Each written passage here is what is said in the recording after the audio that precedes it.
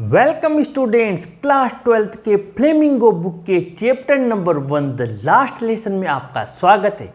ये जो बुक है आपकी पहली बुक है। इसका जो आपका चैप्टर नंबर 1 है जिसका नाम है आपके द लास्ट लेसन, इसका आज हम वर्ड टू वर्ड एक एक वर्ड का ट्रांसलेशन और साथ ही पूरे चैप्टर का आपके एक्सप्लेनेशन, क्वेश्चन आंसर्स कैसे बनते हैं और आपकी क्वेरीज हम इसमें आपके सॉर्ट आउट करने जा रहे हैं। साथ ही हम आपको लास्ट में पढ़ाने के बाद में अगले दिन जब हम जितना भी मैटर पढ़ेंगे उससे रिलेटेड आपसे क्वेश्चंस पूछेंगे। आप उन क्वेश्चंस का रिप्लाई अपने नोटबुक में नोट करें, अपना स्कोर चेक करें। इसी तरीके से हम एग्ज़ाम तक कंटिन्यू आपको इन पूरी आपकी जो भी बुक्स हैं, जो भी आपका रीडिंग राइटिंग पार्ट है, सबकी तैयारी करवाएंगे ताकि आप 100 आउट ऑफ 100 मार्क्स लेकर आएँ। आइए देखते हैं आपका पहला class 12th flamingo chapter 1 the last lesson, और इसके राइटर है अल्फोंस डाउडेट। अब आपके पास अगर बुक है तो आप उस बुक को ओपन कीजिए और आपकी स्क्रीन पर भी ये जो मैं आपको चैप्टर पढ़ाने जा रहा हूँ उसकी लाइंस आपको नजर आएंगी। साथ ही इसका हिंदी ट्रांसलेशन भी मैं आप लोगों को समझाने जा रहा हूँ। जो आपका चैप्टर स्टार्ट होता है वो पहली लाइन से मैं बता रहा हूँ। I started for school very let that morning and was in great read of a scolding. अब यहाँ पहली लाइन में आप ध्यान दें, आई से स्टार्ट हो रहा है, यानी कि जो नरेटर हैं वो स्वयं इस चैप्टर में, इस स्टोरी में वो भी इन्वॉल्व है, यानी वो भी शामिल है, क्योंकि वो मैं कह रहा है। मैं उस सुबह को देरी से स्कूल के लिए स्टार्ट यानी रवाना हुआ। And was in great dread of scolding, scolding यानी डांटना फटकारने से बहुत ज़्यादा ड्रेड ऑफ यानी डरा हुआ था। फियर्ड अफ्रेड था। क्यों डरा हुआ था? Specially because mister हैमल had said that he would question us on participles. क्योंकि मिस्टर हैमल जो उसके टीचर थे, ये आई कौन है? ये आई है फ्रेंच, इस चैप्टर का वो मिस्टर हैमल के बाद second most important character. French लड़का है जो कि मिस्टर हैमल ने उसको दिए थे पार्टिसिपल्स पर कुछ याद करने के लिए, और वो उसने तैयार नहीं किए थे, इसलिए उस सुबह वो विद्यालय जाने से डर रहा था। एक क्वेश्चन पूछा जा सकता है क्योंकि उसने कुछ तैयार नहीं किया था। अगर हम यहाँ पर समझें तो आप यहाँ पर समझ सकते हैं कि फ्रेंच को क्या दिया था? पार्टिसिपल्स टॉपिक दिया था। पहली बात है, टॉपिक का नाम था पार्टिसिपल्स। छोटे क्वेश्चन में पूछ लिया जाए, पार्टिसिपल्स दिया था। किसने दिया था? तो मिस्टर हैमल ने दिया था। और किसे दिया था? फ्रेंच को दिया था। ये तो हो गई बात, फ्रेंच को दिया था। ये आई कौन है? आई है फ्रेंच, जिसमें आप आर पार पूरे चैप्टर में देखना आई फ्रेंच है। मिस्टर हैमल है उसके फ्रेंच टीचर, यानी कि उसको जो पढ़ा रहे हैं स्कूल में वो फ्रेंच टीचर हैं। पार्टिसिपल्स उसको टॉपिक दिया था उस पर्टिकुलर डे को तैयार करके लेकर जाने के लिए, जो कि उसने प्रिपेयर नहीं किया था, इसलिए उस सुबह वो स्कूल जाने से डर रहा हुआ था और लेट स्टार्ट हुआ था। क्लियर हो गया होगा ये बात? आगे बढ़ते हैं। And I did not know the first word about them, और मैं उनका, किनका? पार्टिसिपल्स का फर्स्ट वर्ड यानी पहला शब्द भी नहीं जानता था। यानी उसने तो वो जो तैयारी के लिए दिया उसको घर पे रखा और सीधा रवाना हो गया अगले दिन, यानी छुआ तक नहीं, टच तक नहीं किया इन टॉपिक्स को। तो बताएगा कहाँ से, पहला वर्ड भी कहाँ से याद होगा? ये ऐसी स्थिति थी फ्रेंच की, इसलिए वो डरा हुआ था। क्लियर हो गया होगा? For a moment, I thought of running away and spending the day out of doors. एक पल के लिए मैंने सोचा रनिंग अवे, भाग जाता हूँ, यानी स्कूल नहीं जाता हूँ, और मेरा जो दिन है वो मैं आउट ऑफ डोर्स यानी कि आज घर से बाहर व्यतीत करता हूँ, या यूँ कहीं स्कूल से बाहर व्यतीत करता हूँ। यानी कि ना तो मैं यहाँ होम, ना तो यहाँ जाऊँ और न ही मैं स्कूल जाऊं, बल्कि कहाँ जाऊं? दूर चला जाऊं, ताकि यहाँ तो कौन डांटने वाला था? मिस्टर हेमल। स्कूल में क्यों डांटने वाले थे? पार्टिसिपल्स। पर उसने लेसन तैयार नहीं किया। किसे डांटने वाले थे? फ्रेंड्स को। और होम अगर जाएगा तो घर वाले पूछेंगे कि स्कूल क्यों नहीं गया। तो उसने क्या सोचा कि क्यों ना मैं इसे आउट ऑफ डोर्स व्यतीत कर लूँ, यानी कि घर न जाऊं और उसका जो दिन है उसको स्पेंड करना चाहता था, बिताना चाहता था आउट ऑफ डोर्स। क्यों? मिस्टर हेमल के डर की वजह से। मतलब एक से एक कड़ी जुड़ती हुई चलेगी, क्योंकि अब जो क्वेश्चंस आपसे बोर्ड में पूछे जा रहे हैं कुछ सालों से बहुत ही ज़्यादा डीपली पूछे जा रहे हैं। अगर हम केवल मात्र इस लेसन को ऊपर ऊपर से पढ़ लेंगे तो फिर हम उसका जवाब नहीं दे पाएंगे। इसलिए बहुत मेहनत करनी होगी आपको। पूरा जो आपकी टेक्स्ट बुक है उस पर ध्यान देना होगा। गाइड पास बुक से या मोस्ट क्वेश्चन से काम चलने वाला नहीं है। अब इसके बाद में हम आगे बढ़ते हैं। अब देखिए, it was so warm so bright. अब जो इट वॉज सो वार्म, यहाँ पर आप देखिए सो वार्म का मतलब होता है बहुत ज़्यादा गर्म, और सो ब्राइट यानी बहुत ज़्यादा चमकीला। लेकिन यहाँ पर आप देखे जाए तो इसको हम इस तरीके से देखेंगे कि जो वेदर था वो वेरी प्लीजेंट था, यानी कि बहुत सुहावना था। जो वेदर था, मौसम था, वो बहुत ज़्यादा सुहावना था। तो फ्रेंड्स ने सोचा कि कहीं मैं यहाँ जाऊँगा, इनकी डांट सुनूंगा, ये कहाँ का फालतू का संकट है, क्यों नहीं मैं, ये बहुत सुहावना मौसम हो रहा है और क्यों ना इनकी डांट सुनने के बजाय आउट ऑफ डोर्स अपना टाइम पास करते हैं, मौसम भी बहुत सुहावना है। अब ये चीज़ें ध्यान रखना, उसको स्कूल नहीं जाकर अपनी तरफ खींचने वाली कौन कौन सी चीज़ें थी, आप यहाँ पर ध्यान देना।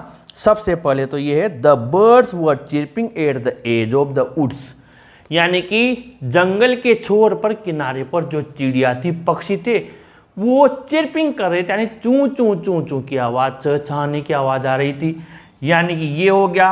और जो बर्ड्स चिर्पिंग, ये भी ध्यान रखें, इन्होंने भी उसे आकर्षित किया, पक्षियों की चहचहाट। कहाँ पर? At the edge of the woods.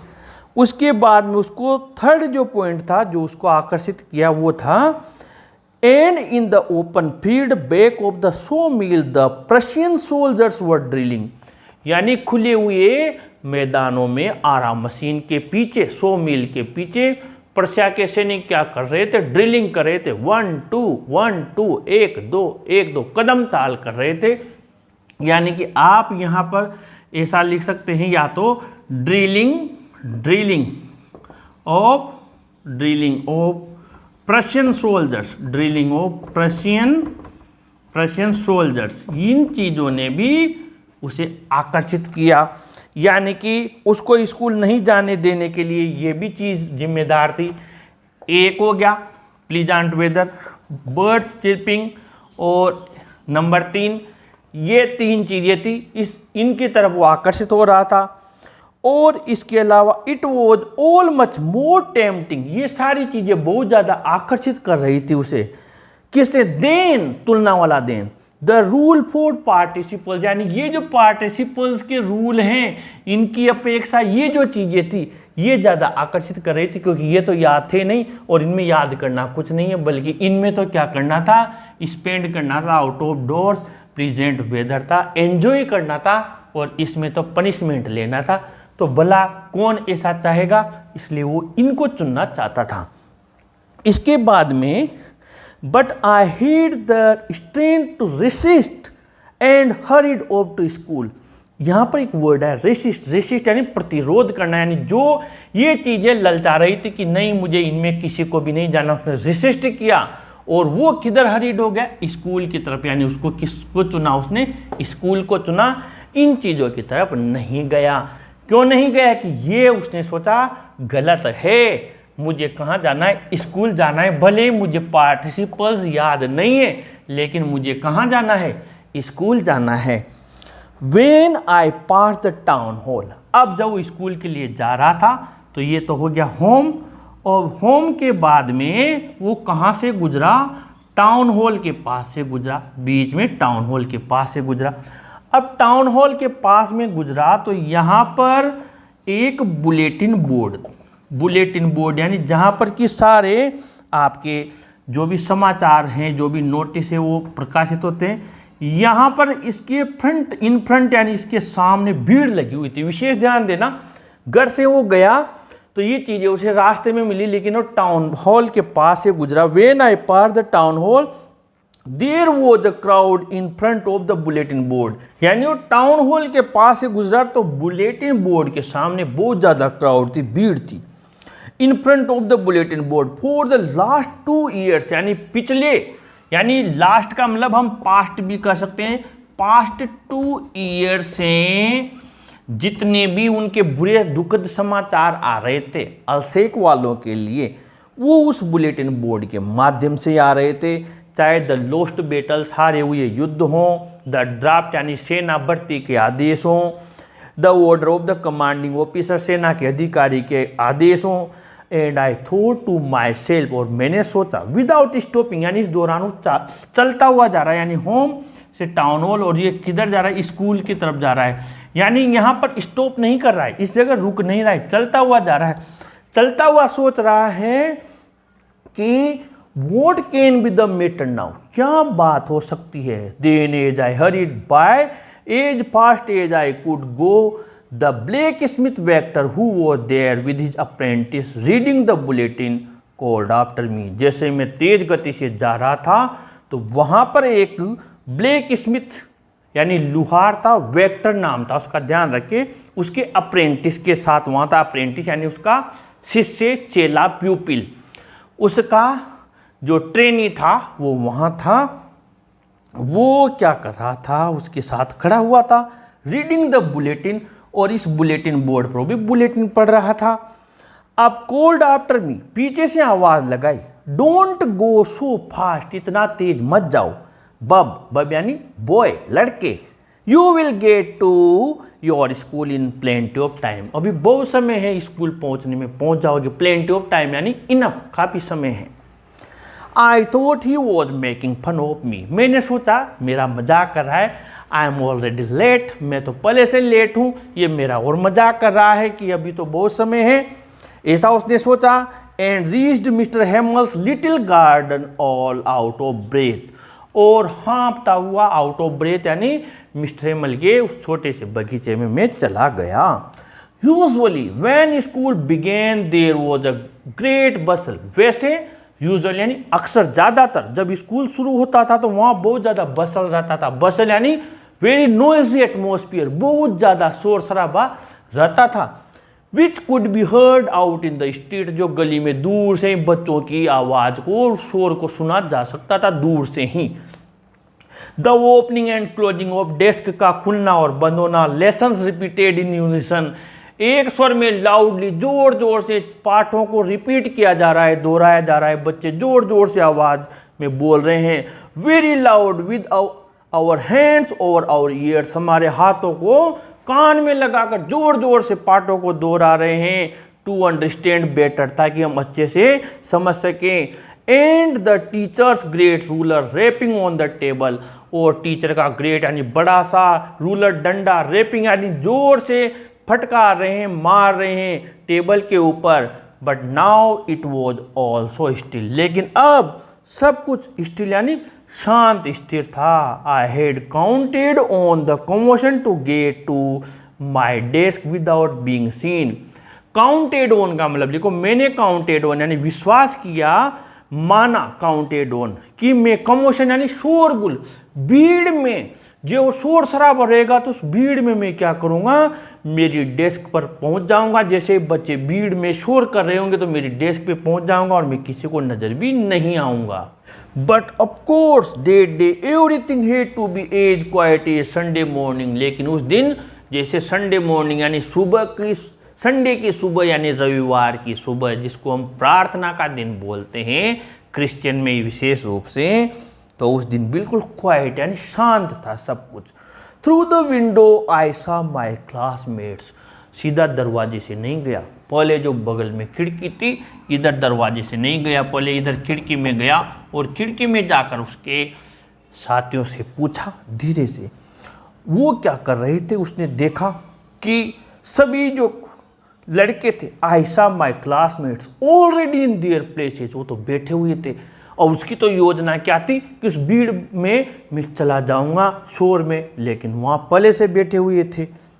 And mister Hamel walking up and down with his terrible iron ruler under his arm, यानी यहाँ पर भयानक, टेरिबल यानी डरावना, रूलर डंडा लेकर क्लास में यहाँ से वहाँ तक अप डाउन कर रहे थे, चल रहे थे। ये डर गया कि अब आज हम नहीं बच पाएंगे, क्योंकि भीड़ भी ख़त्म है और पूरा सन्नाटा है, उन सबके सामने मुझे जाना पड़ेगा। वो घबरा गया। I had to open the door, had to open यानी उसे दरवाज़ा खोलना पड़ा सबके सामने क्लास का। And go in before everybody, सबके सामने अंदर जाना पड़ा। यू कैन इमेजिन, आप कल्पना करोगे, हाउ आई ब्लश्ड यानी असेम्ड, शर्मिंदगी महसूस करना। And how frightened I was, और मैं कितना फ्राइटेंड यानी स्केर्ड, अफ्रेड, फियर, डरा हुआ था। बट नथिंग हैपेंड, लेकिन कुछ नहीं हुआ। Mister Hamel saw me and said very kindly, जैसे मिस्टर हेमल ने मुझे देखा बड़ी दयालुता से कहा, go to your place quickly, जल्दी से आपकी जगह पर बैठ जाओ आप। लिटिल फ्रेंड्स, छोटे से friends, we were beginning without you, हम तो तुम्हारे बिना ही शुरू करने जा रहे थे। वो भी आश्चर्य में पड़ गया कि यार मुझे डांटा भी नहीं और बड़े प्यार से करे कि जाके बैठ जाओ। आई jumped over the bench and set down at my desk, मैं बेंच के ऊपर जंप लगाता हुआ अपने डेस्क के वहाँ जाकर बैठ गया। No till then when I had got a little over my fright, जब तक मुझे मेरे डर के ऊपर मैंने काबू नहीं पाया तब तक। Did I see that our teacher had on his beautiful green coat, उसने अपना सुंदर कोट पहने हुए था। वो टीचर कौन? मिस्टर हेमल।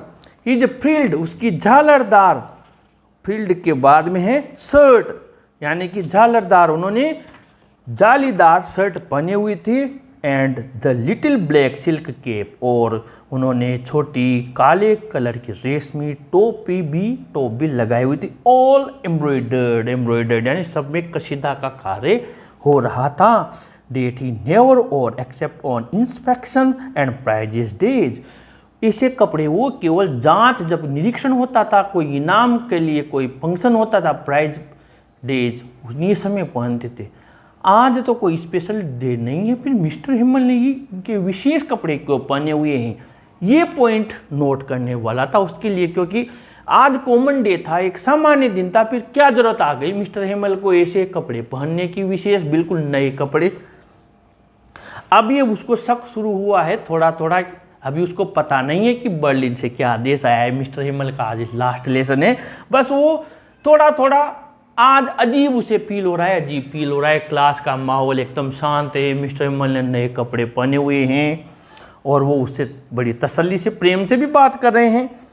इसके बाद में besides the whole school seemed so strange and solemn, लेकिन इसके अलावा पूरा विद्यालय बहुत अजीब नज़र आ रहा था, बड़ा सोलेम यानी बड़ा सीरियस, गंभीर नज़र आ रहा था। But the thing that surprise me most was to see on the black benches that were always empty the village people sitting quietly like ourselves. लेकिन the most surprising fact for friends that day was to see the village people sitting at the back benches of the classroom which were always empty, यानी कक्ष के पीछे की benches जो कि अधिकतर mostly खाली रहती थी, उन पर कोई नहीं बैठता था, आज वहाँ गांव के लोग बैठे हुए थे। ये याद रखना, क्लास शांत थी, ये भी सरप्राइजिंग फैक्ट था उसके लिए। मिस्टर हेमल ने नए कपड़े पहन रखे थे, ये भी सरप्राइजिंग फैक्ट था। लेकिन मोस्ट सरप्राइजिंग फैक्ट क्या था? बैक बेंचेज पर गांव के लोगों का बैठे रहना। अगर आपके MCQs में ABCD में क्वेश्चन पूछा जाए इनमें सबसे ज़्यादा मोस्ट सरप्राइजिंग फैक्ट क्या था, तो वो था गांव के लोगों का बैक बेंचेज पर बैठा रहना। अब वो वहाँ पर बैठे हुए हैं, जो कि अधिकतर वो बेंचेज खाली रहती थी। The village people sitting quietly like ourselves, हमारी तरह वो भी चुपचाप बैठे हुए थे। कौन कौन थे उनमें, ये बात ध्यान दें।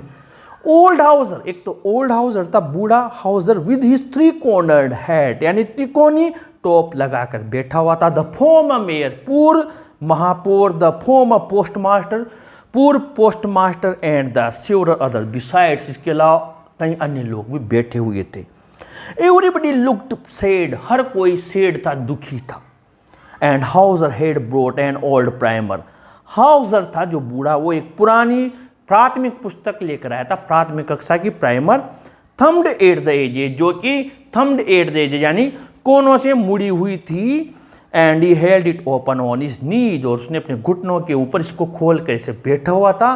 With his great spectacles lying across the pages, और उसका बड़ा सा चश्मा इसके पेजेज के अक्रॉस यानी एक पार से दूसरे पार रखा हुआ था।